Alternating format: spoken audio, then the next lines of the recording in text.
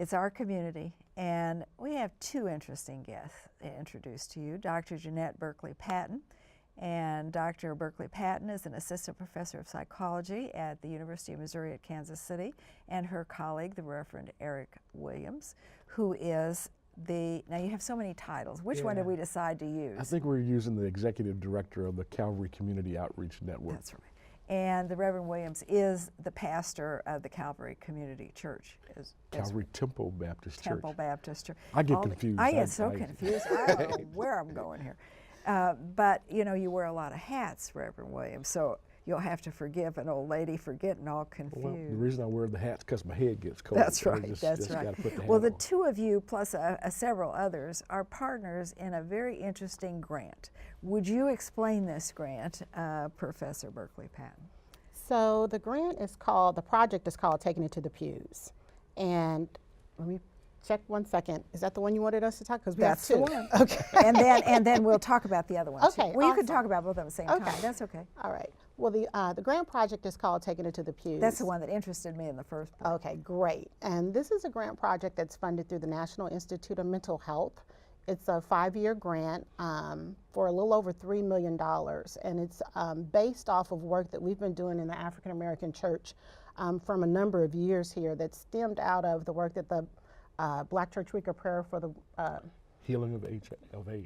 The Black See, Church we're all Week of Prayer for confused. the Black Church Week of Prayer for the Healing of AIDS has done for, gosh, almost 20 years now. It's one of the longest running initiatives in the country that's focused on how can the African American church really try to address the HIV issue in the African American community. And it's a problem. Is it getting any better at all? I think it's a little easier to talk about. That I'm sure. However, the numbers really aren't progressing the way that I'd like to see them. In the African American community, the rates are still rising among, especially African American men who have sex with men, and so the big thrust now is stigma related to their status, their lifestyle or behaviors, and so that's the hard thing.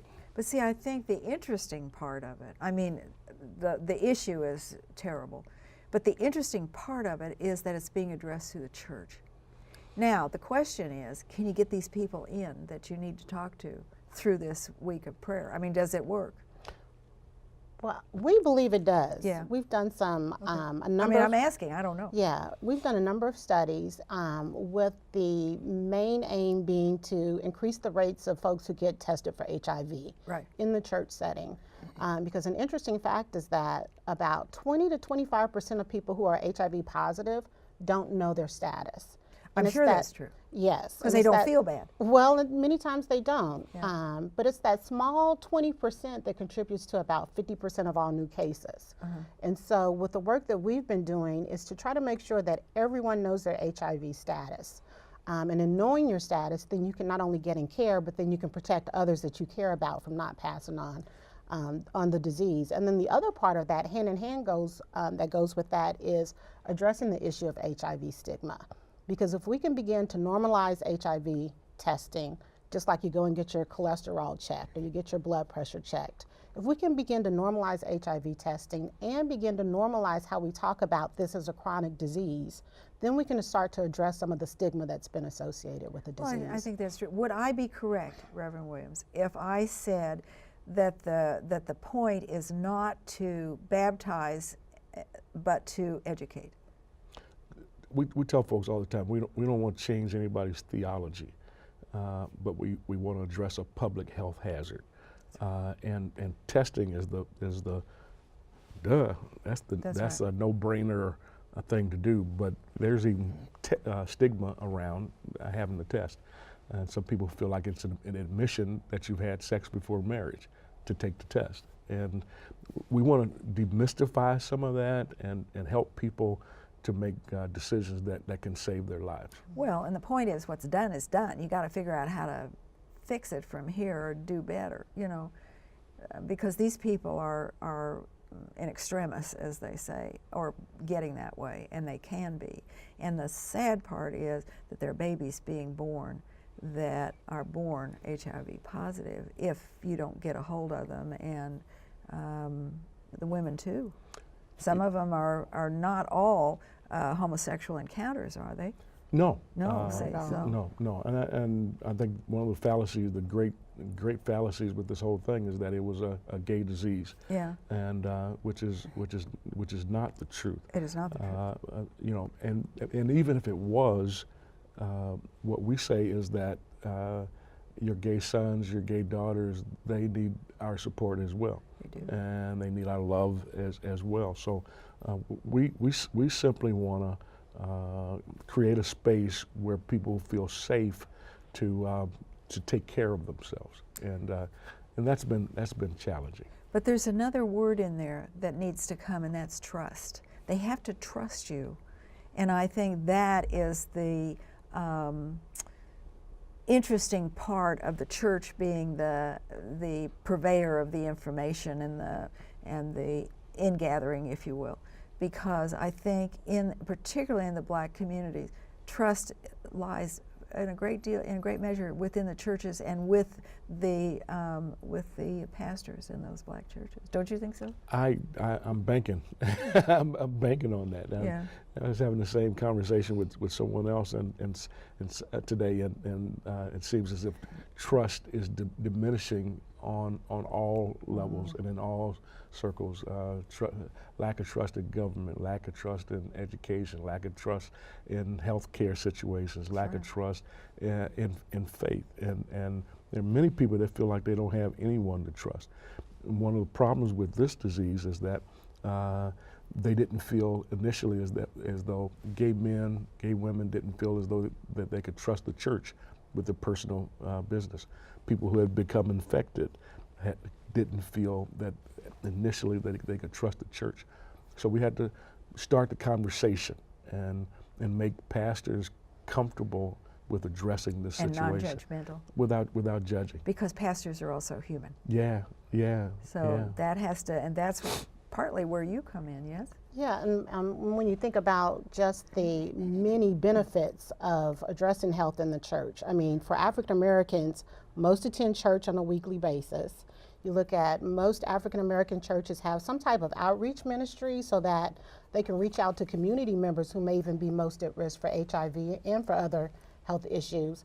And when you look at the fact that you have so many different ministries and communication outlets within the church where you can disseminate information about HIV and motivate members, church members and community members to get tested, I mean, it's just almost an ideal setting. But of course, you know, through this work, we had to train folks about the disease. And one of the cornerstones of our Taking It to the Pews project is we've developed this is kind of like Moses moving the mountain. Well, and you have to make things easy. Yeah. You know what I mean? Those people who are in leadership positions in church are, you know, just like other organizations. It's about 20% who's doing 80% of the work, right? Pareto's rule. And so because of that, we try to make the intervention easy for church leaders to develop within the existing activities of the church. So we've developed a Taking It to the Pews toolkit that provides them with everything from sermon guides to responsive readings to video and printed testimonials, posters, church bulletins, church fans. We have everything that a church leader could need to implement this project and motivate their members to get tested. If any organization wanted to get some of your materials, could they do that? To some extent. We're in the they final phase. They at least could talk to you, couldn't they? Yes, absolutely. We're in the final phase of testing it now as a clinical trial with a grant from the National Institute of Mental Health. And so we've kind of held it a little bit close to our vest because we want to make sure that when we get this project disseminated widely, that it's good. That it's good and that it's really effective. Well, and from our pilot studies, well, but I think it's only fair to make note of the fact that there were 600 proposals for this grant, 30 of which were accepted, and you were one that was funded. So that to me is really excellent. So I'm sure that the university is very pleased that you are a part of their faculty, because this is a project that's a little bit different. It's quite different, and I think for the university too, it really helps them to stand behind their mission of urban engagement. And it really speaks to all the work that our faith leaders have done in the Kansas City community, because one of the approaches that we've done with this project is a community engaged approach. So we've included our faith leaders in the very first steps of developing the project to deciding on focusing on HIV testing. One of the things that our faith leaders told us early on is that, you know, we're not ready to start promoting condoms in church. Well, and that's not you know, that's not what the church does as a general. Well, Yeah, right. you know, so therefore there had to be some changes, and that brings me to you're changing hats to some degree from the pastor of a active and vital church to the director of the Calvary Community Outreach Network. How did that happen? How'd you get there? Yeah, it really happened as a result of HIV, and we wanted to do more than we could do from just the pulpit. We wanted to invite other partners and players and Jannette and folks that could actually prove that what we were attempting to do was actually working. That's Jannette's wonderful gift, to be able to prove that the little nuanced work that we were doing was effective, time in, time again. So that research was critical and vital. We want to be able to tell churches all over the country, African American churches all over the country, that here are some things that you can do right now that are measurable, achievable, and that can really bless your congregations. And that's my take in all this. Well, so that the study and the help can be replicated. That's the Absolutely. whole Our issue. goal is to take it to scale, Yeah. so that what we prove here in Kansas City can be used all across the country. Yeah, and I know that another partner is the Kansas City Free Health Clinic, and they have done for a number of years a very good job, non-judgmental, and medically very sound. KC Care is their new name. And together, as I understand it now, the Heartland Health Network was formed. That's the second part of this. Right. It's and that's This is kind very of like convoluted. I had to think about this. we really have like two different things going on. We have the Heartland Health Network that helps to build capacity of African American churches to address health issues in their community, and so that's more of a capacity building initiative. We're taking it to the pews, and then we have another project called Project Fit that's focused on diabetes, heart disease, and stroke prevention. Which is also diabetes and heart disease. You know what's interesting? When I was younger, we used to talk about sickle cell anemia a lot in the black community. I don't hear much about that anymore, because there are other problems that have become more in your face, if you will. No, we still hear it. My brother and sister suffered and died with They did. with sickle cell. That's interesting. So it's still. But now you don't have it. I don't. You don't have I don't. Not the trade or anything. I was the lucky one.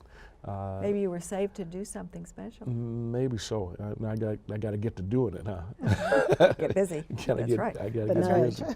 But yeah, it is still prevalent, and we do know a number of folks that are still struggling with that. But you're right, health disparities in the African American community are just massive, and we lead all the wrong list. So diabetes, heart disease, stroke, hypertension, you name it, we're on that list. And what we're trying to say and suggest to people is that with just a few lifestyle changes, correct information, and trust in folks like Jannette, that you can make a difference right where you sit from your pews. And you know, we talked about trust. I still think it is a trusted place. By and large, I do, and I think that's why it has a really good chance to succeed. Well, and it's not just a trusted place, it's a place of influence. Exactly. And so whether you're talking about HIV or diabetes prevention, when you have such a tight social network that happens in the church, where it's the influence of the pastors on the members, but it's also the influence and support of member to member as well, that it just makes it a prime setting to be able to address chronic health diseases. And I know for 10 years or so you have been doing research in African American communities. Has it been along this line, or has it been a broader research Primarily, study? it's been with the African American faith-based community. But in health in or Kansas other City. things? In health, primarily in Always in health. health. And coming to UMKC, I guess it's been almost about 9 years ago now, and primarily working with this guy sitting right here, Calvary Community Outreach Network. See, she got you going. It must be punishment for something she did You earlier. did as a youth. But, you know, and Reverend Williams said it right. The community was already doing, you know, what it had been doing in trying to address these health issues. We just pretty much came in and gave it a framework and gave got it 'em some organized, infrastructure, really. Yeah. and, you know, laid a research design on it so that we could measure it and begin to pull in other partners. Another one of our primary partners is the Kansas City Health Department. And so in talking about taking it to the pews, our HIV testing actually happens during the church services. So imagine going to church and the pastor is preaching about HIV and you're hearing a testimonial and your Kansas City Health Department screener is coming up in front of the church and screening And the it's easier pastor to stick out your in front of the whole congregation. So he's modeling how to get an HIV test. And you're able to get up from the pew, go get tested, and then come back to the pew. So this is one of the strategies that you have developed. Absolutely, that we've worked on together. Because I see that as working on together, but basically the strategy development is your bailiwick. Yes. Looking at theoretical models, you know, adapting those Other than this strategy, what have you to the come up with? community setting, but really using that community engaged approach, because the one thing that that moves away from traditional research with the work that we do is really understanding that our community has unique strengths, and those strengths can be tapped to really begin to change behavior. And so it's not just about doing research at the university, locked up in your conference rooms, presenting at your scientific conferences, publishing in your scientific journals, and then not disseminating that information to the communities that can best use them. And so often that is And that's in what a scientific usually journal, and happens. it's so. And I don't know whoever where reads, it I mean, is. there's Nobody people like reads me it. who reads them, No, but but who else is going to read those? Well, and the people who should be reading them are the implementers. Well, and they can't do it because it's not written in an implementation exactly. style. And so to be able to do research hand in hand with the community, that is one of my principled ways of approaching the research that I do. Well, see, I have always thought that there was great power in the religious community, in the black community, that has not always been tapped. And I think that that's why I was interested in the Back to the Pews study, because I think that that's what you're doing. And because power is a positive word as well, and it's very positive in the black community. I think that we do need to give Chancellor Leo Morton some credit too, because he was the one. He buys into this, and he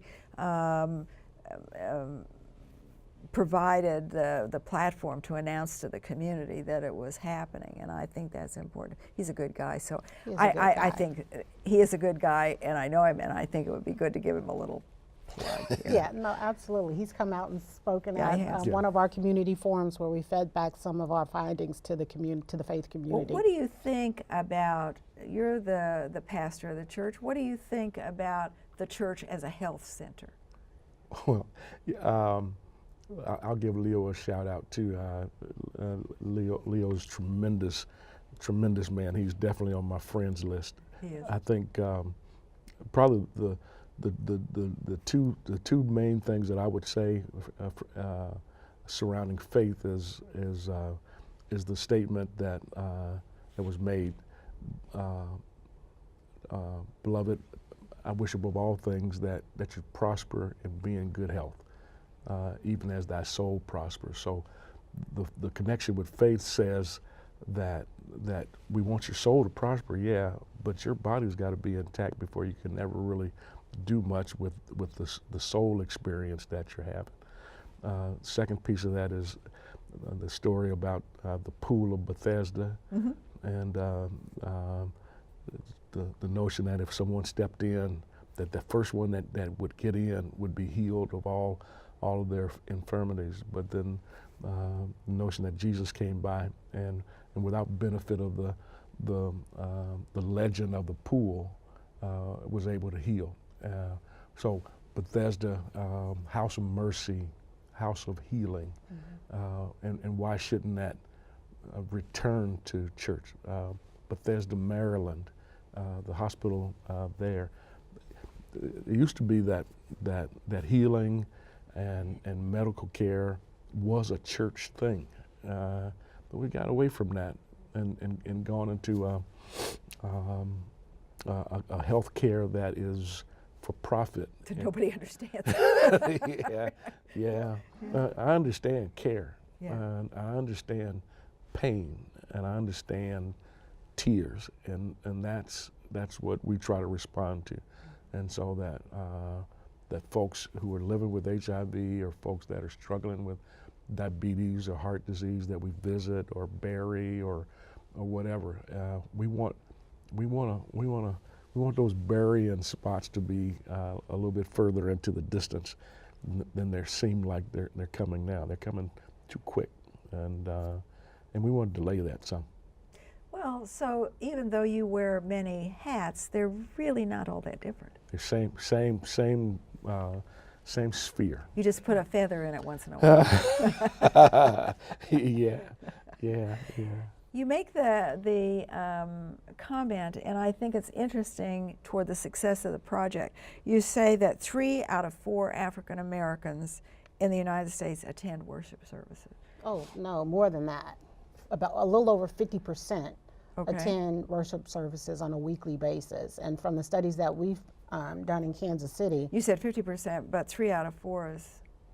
Well, right, I'm Yeah, sorry. 75%, But what I was going to say next, though, is that in Kansas City, what we found is that people attend church even more than that. Like almost 80% attend church up to 2 times a week. And But so see, you have a very captive audience. That's a there. key. You Yes, do have absolutely. an audience that comes because they want to. You don't drag them in. They, well, sort of. Yeah, we Absolutely. drag ours. I'm just kidding. I better watch out what I'm saying because maybe.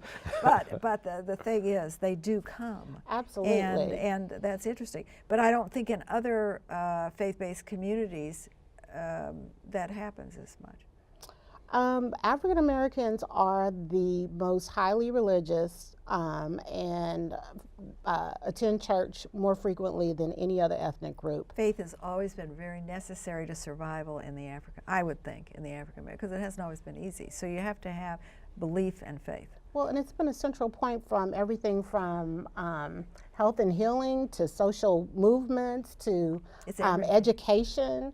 And so, and it's still, for the most part, in most communities, the central institution in the African American community. It is, and I don't think that most people understand that. I don't. And we guarantee that we're going to keep you more than an hour. It's going to be. So I might as well try to get out of there. Pack a lunch. That's how we're able to get so many people tested for HIV through the marathon church services. Well, I remember the first time I met Reverend Talbert. He runs a big operation down there on Paseo, and I was just amazed, and his father too. I mean, his father is just a really interesting. I think his father is really an interesting guy because he laid the groundwork for all this to happen. I mean, they run a school, and I mean, you may not know that out there, but they run a large school. He has a large congregation, and you have to be a man of God, a social worker, maybe a businessman. Yes. And people say, if you say, well, the church is a business, they go, but it's true, the church is a business. And I remember Adam Hamilton out here in Church of the Resurrection. He said that he didn't know about running a business. He just wanted to be a minister. And he found out quickly that he could not be a minister of a successful church unless he knew how to run a business, which he learned quickly. It is a huge church. And the decisions, that business decisions that he had to make that affected him as a minister, like you can't do everything.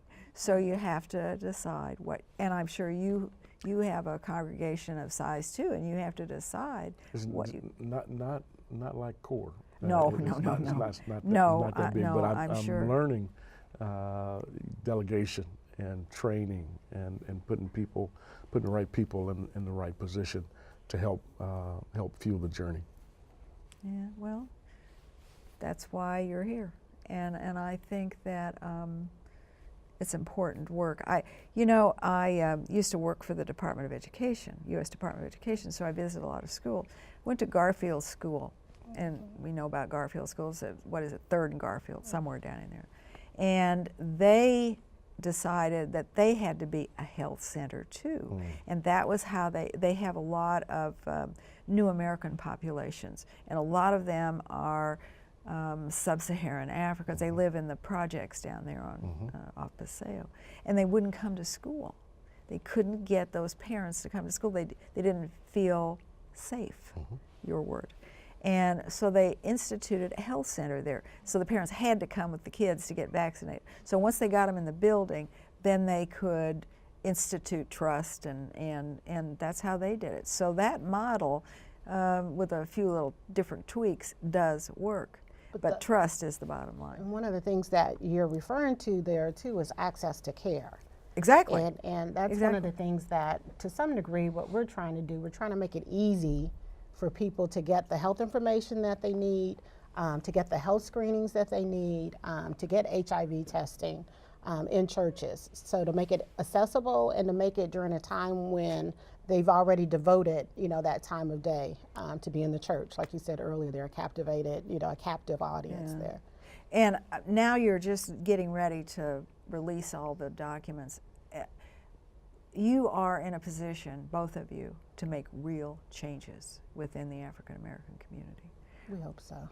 Do you have a priority of changes that you'd like to make? Number 1, 2, 3, or you're just going to do the whole thing all together and keep me for more than an hour? I think that's what makes it so difficult, because how do you with all the priorities, which one is the most? With Jannette's wisdom, we pulled together a group of about 40 community leaders in health, faith leaders, and just average citizens, and it's called a community action board. And through questions and answers and surveys, we decided that we would tackle a couple things first: diabetes, heart disease first. But that dialogue had to come. Had to come in, because you have so much to do, and I admire both of you. And I have to say that both of you have created a health center for mind, body, and spirit. And I think it is wonderful. So I have to thank you, Reverend Eric Williams, and I have to thank you, Jannette Berkley-Patton. You are doing a wonderful job, and I wish you well. And I'm so glad that I could bring them to our community for you to meet. Thanks for being with us, because it is our community, and we're ever so proud. Thank you. Thank you. Thank you.